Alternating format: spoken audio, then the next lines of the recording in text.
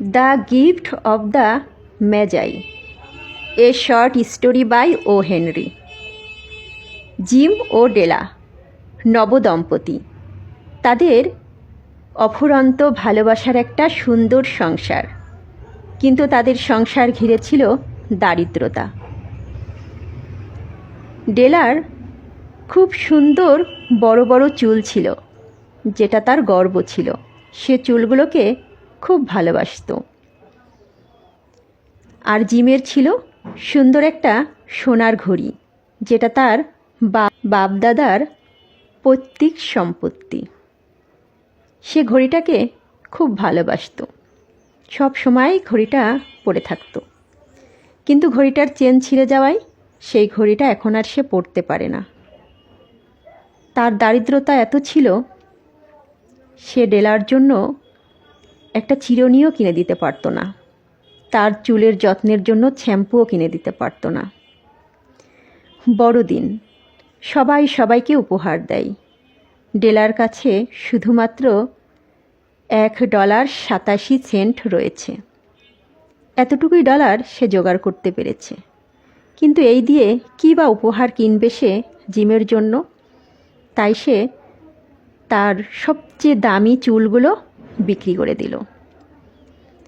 চুল বিক্রি করে সে জিমের জন্য একটা ঘড়ির চেন কিনল। চেনটি হাতে নিয়ে সে জিমের জন্য অপেক্ষা করছে, কখন জিম বাড়ি আসবে। জিম বাড়ি এসে ডেলার মাথায় চুল না দেখে নিস্তব্ধ হয়ে গেল। খানিকক্ষণ চুপচাপ দাঁড়িয়ে রইল। ডেলা কাছে এসে বলল, আরে তুমি এত ভাবছো কেন? আমার চুলগুলো আমি বিক্রি করে দিয়েছি। আমার চুল খুব তাড়াতাড়ি বাড়ে, তুমি দেখে নিও, খুব তাড়াতাড়ি আমার চুলগুলো বড় হয়ে যাবে। জিম তার কোটের পকেট থেকে একটা উপহারের প্যাকেট ডেলার হাতে দিল।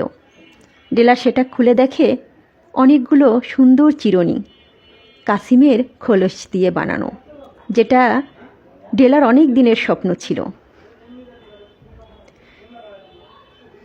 ডেলা বলল, বাদ দাও এসব, আসো আমরা বড়দিন এনজয় করি। দাও তোমার ঘড়িটা দাও, আমার চেনটা তোমার ঘড়ির সাথে লাগিয়ে দেখি মানায় কিনা।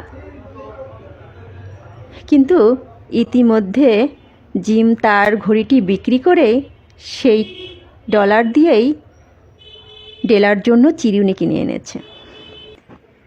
ভালোবাসার মূল্য উপহারে নয়, ভালোবাসার মূল্য আত্মত্যাগে।